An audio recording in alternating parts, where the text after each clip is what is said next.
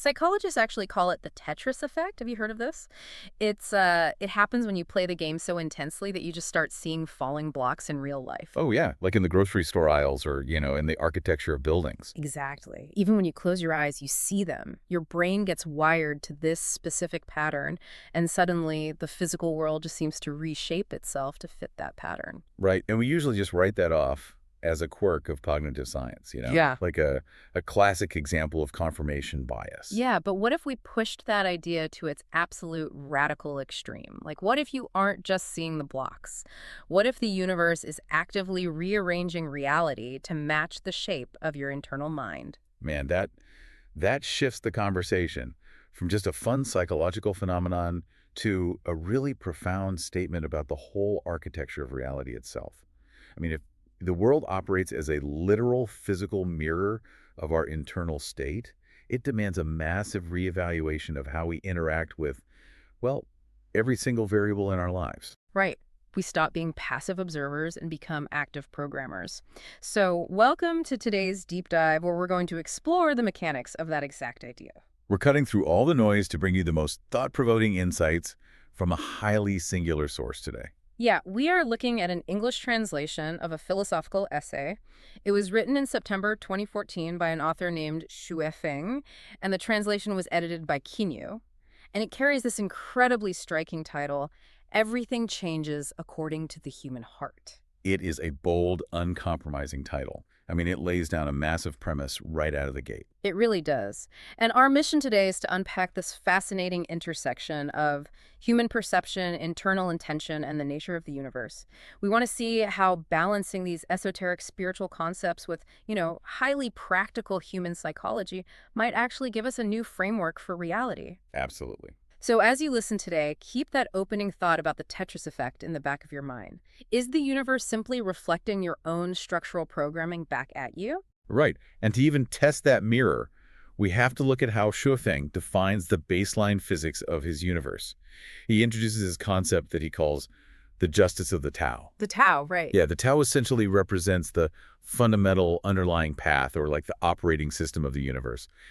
And according to the text, the justice of the Tao lies in its strict, mathematically precise responsiveness to the human heart. Right, and the essay illustrates this with a really vivid environmental parallel. It states that if the Earth is a vast desert, the heavens just will not bring rain. Exactly. In the exact same way, when the human heart is barren, the heavens will not bestow spiritual gifts. And that forces us to reframe how we view cause and effect. I mean, we generally consider rain to be a meteorological event that happens totally independently of the earth beneath it. Right, just rains. Yeah, but this essay suggests a lock and key mechanism. The heavens do not waste resources on a desert because the environment lacks the infrastructure to actually utilize the water. Oh. Yeah, and Zuyafeng applies that exact environmental rule to the human psyche. Mm-hmm. The internal condition of the heart literally dictates what the external universe is allowed to deliver. To ground this, the source details two consecutive parables. The first involves a wealthy man who's looking to start a business, but his primary objective isn't massive profit. He genuinely wants to bring welfare and prosperity to a community. Okay. So he visits a first village, but the people there just meet him with total indifference. He leaves. Naturally. Right? Then he travels to a second village, finding the people there incredibly difficult and tricky to deal with. He leaves again. Makes sense. Finally, he arrives at a third village where the residents are sincere and kind. That is where he sets up his enterprise, and those villagers see their lives greatly improve. And the text pairs that immediately with the parable of a wise master. This master possesses extraordinary powers, and he's traveling the world searching for a worthy disciple to inherit his teaching. Like passing the torch. Exactly. He observes the land, he listens to how people speak, and the text specifically knows he is analyzing the feng shui. Which we should probably clarify for the listener. Right, yeah. In this specific philosophical context, feng shui isn't about, like, arranging furniture in a living room. He is looking for an underlying energetic flow, a structural readiness in both the environment and the person. Okay. But despite all his searching, he never finds a suitable candidate, and his teachings are just lost forever. Okay, let's unpack this, because I want to push back slightly on the mystical framing the text uses here. Sure. When we look at the wealthy man and the wise master, isn't this operating exactly like a modern venture capitalist or a high-level corporate mentor? Oh, I see where you're going. Right. A top-tier venture capitalist doesn't blindly throw money at a good idea. They invest primarily in the receptiveness of the founder. Yeah. If a founder pitches a brilliant concept but is, arrogant or totally uncoachable, the investor walks away. Yeah, absolutely. The gifts of funding are withheld, not as some mystical punishment, but as a practical business decision. What's fascinating here is that the underlying mechanism at play completely validates your modern analogy. Whether we are talking about venture capital, biology, or the Tao, it boils down to the thermodynamics of energy transfer. Thermodynamics, really? Yeah, the universe operates on ruthless efficiency. The Tao isn't withholding gifts because it's passing moral judgment on a barren heart. It withholds them because there is literally no vessel capable of retaining the energy. Oh, I get it. The wealthy man had capital, the wise master had knowledge. Right, the bottleneck wasn't supply. The bottleneck was entirely in the readiness of the receiver. Well, if the universe operates on that kind of ruthless efficiency, just waiting for us to become a capable vessel, that forces a highly practical question. Which is? Once we actually are ready, how does the universe deliver the goods? Xu argues that these gifts, what he calls wondrous things, they don't drop out of the sky in a blinding flash of light. No, not at all. They are hidden directly inside the mundane. He claims these wondrous things are as easy to grasp as flipping a switch. It sounds incredibly simple, right? But the text introduces a really severe catch. There's always a catch. Always. Xue writes that the people destined to encounter these wondrous things are chosen at random. Yet in the very same breath, he imposes a strict condition. Their qualities must perfectly match the wondrous things they are receiving. Like an exact match. Yes. He writes, only a life of absolute beauty deserves to enjoy absolute beauty. Wait, I have to pause on that because there is a glaring philosophical contradiction in that phrasing. How can an event be simultaneously random and highly conditional based on a person's inner quality? It's a fair question. Right. If the universe requires you to have absolute beauty, then the selection process isn't random. But if it is random, it doesn't care about your character. It looks like a paradox on paper, for sure, but we can actually resolve it by looking at the hard neuroscience of human perception. Okay, lay it on me. Think about a network of neurons in your brainstem called the reticular activating system, or the RAS. At any given second, millions of bits of data are bombarding your senses. Conversations, colors, opportunities, emails, everything. Yeah, just nonstop input. And the distribution of that data in the environment is entirely random. It is flying everywhere like radio waves. And the brain can't possibly process all of it without burning out? Exactly the issue. So the RAS acts as a biological bouncer. It filters out 99.9% of that random data as useless noise. The only data it allows into your conscious awareness is the data that perfectly matches your internal pre-programmed parameters. Your condition. Exactly, your condition. If you lack that internal absolute beauty of character, if your internal parameter is set to, say, cynicism or indifference, the random opportunity just breezes right past you. I don't even perceive the switch to flip it. Right. The arrival of the event is random, but your ability to catch it is strictly conditional. That bridges the esoteric text with pure biology brilliantly.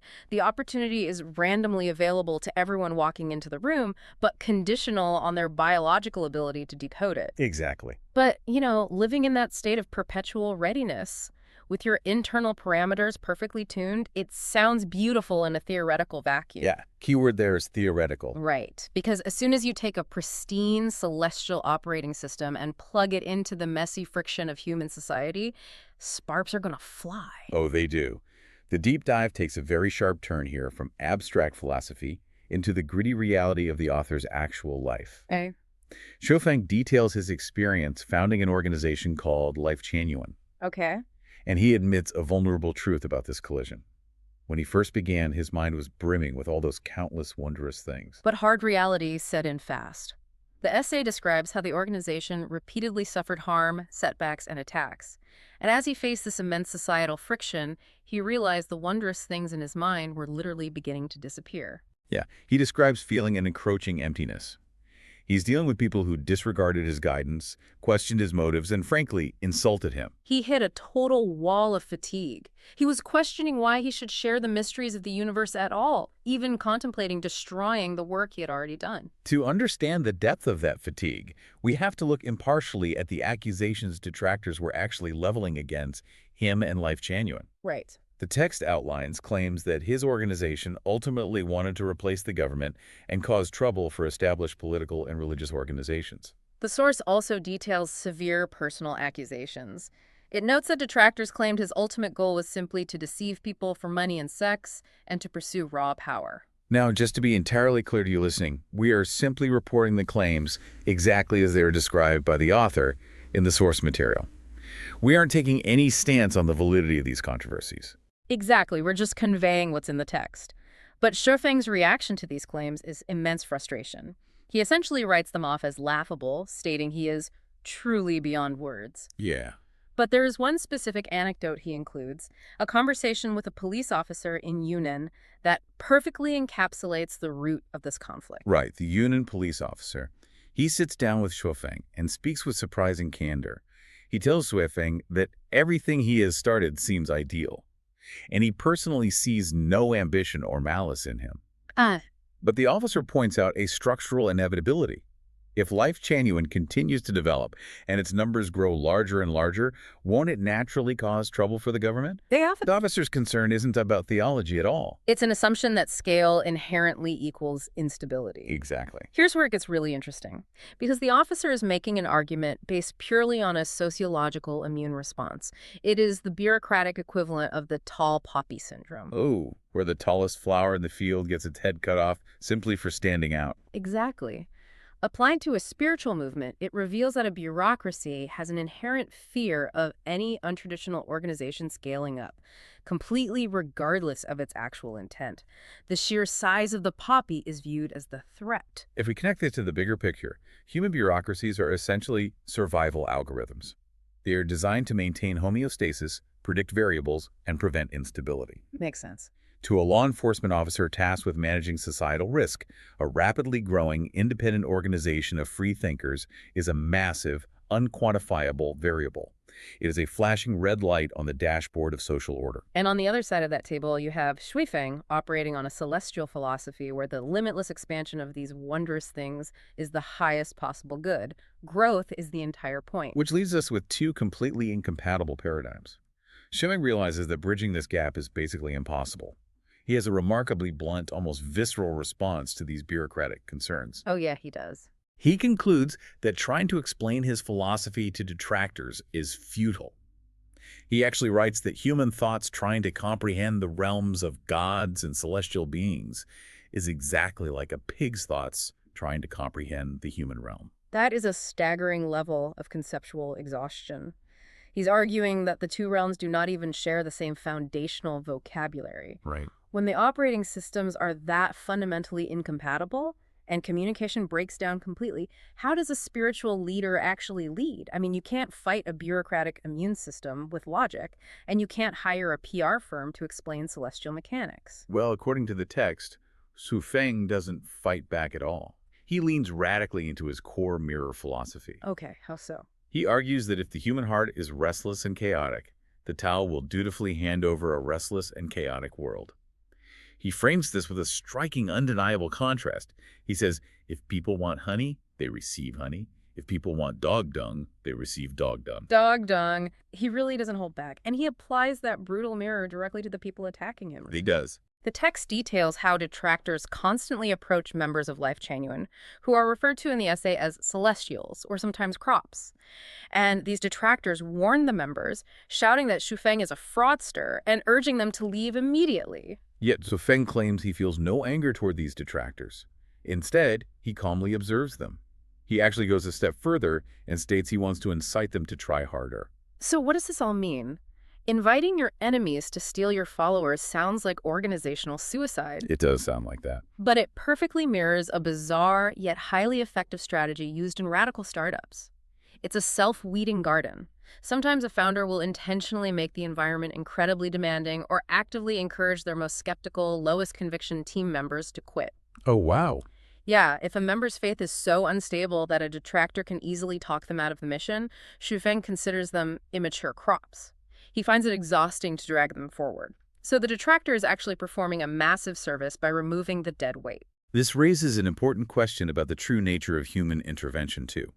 Feng poses a profound philosophical challenge in the text regarding these saviors. When the detractors pull people away under the guise of saving them from a fraud, Feng is deeply skeptical of their societal altruism. Yeah, he questions if anyone in the world truly acts entirely for your good. Exactly. He sees their rescue mission as just another manifestation of human chaos. He suspects their intervention is really driven by a restless need for conflict. And his reaction is just the purest form of detachment. It really is. He realizes that if people's hearts are secretly drawn to drama, skepticism, and conflict, what he metaphorically labels the dog dung, then the Tao, in its perfect mathematical justice, must allow them to have it. Wow. He refuses to interfere with the reflection they are actively choosing. He just lets the mirror do its work. That radical detachment brings us full circle to the core takeaways of this entire deep dive. The universe, as described in this essay, acts as an uncompromising reflection of our internal state. The feng shui of your life, the opportunities that make it past your brain's filters, and the reality you experience all shift according to the condition of your heart.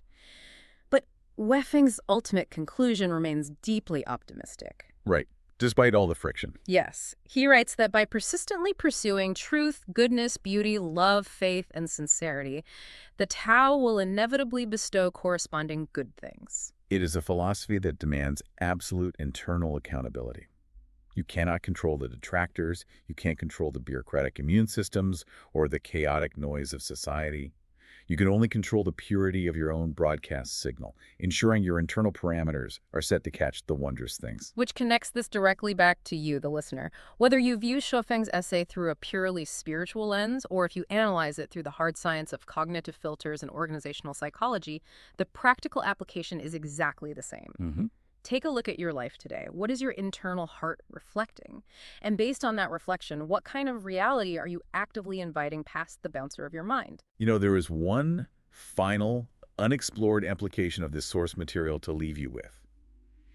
If we return to our opening hook about the Tetris effect and confirmation bias, let's apply Feng's mirror to our current digital age. Yeah, this is going to be good. We live inside algorithms that run our social media and our news feeds. These algorithms are the literal mathematical manifestation of human confirmation bias. The algorithmic Tao. Precisely. They are mathematically precise mirrors. We constantly feed these algorithms our attention, which is heavily driven by outrage, anxiety, and conflict.